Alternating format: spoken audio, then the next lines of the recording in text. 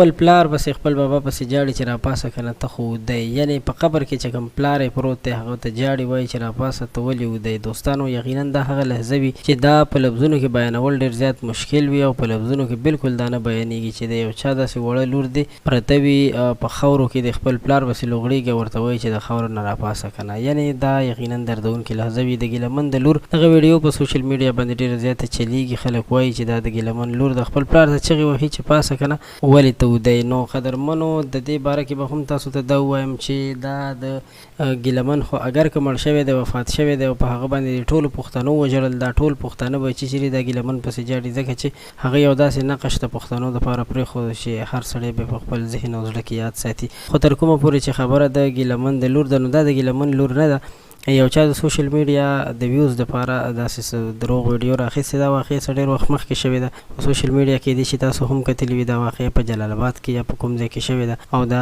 جینا خپل پلار ته چغې وهي چې راپاسه.